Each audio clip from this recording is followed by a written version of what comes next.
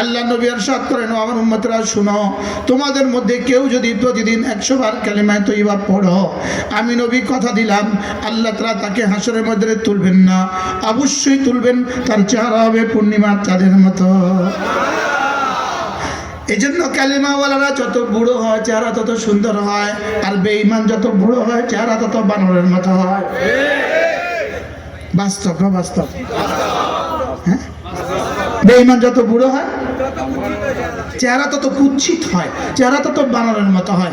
শাইখুল হিন্দ মাহমুদুল হাসান দেওবন্দি রহমতুল্লাহি আলাইহি, তাকে কেউ জিজ্ঞেস করলেন, হযরত আল্লাহওয়ালাদের চেহারা যত বুড়ো হয় তত সুন্দর হয় কেন, আর বেঈমানের চেহারা যত বুড়ো হয় তত কুৎসিত হয় কেন?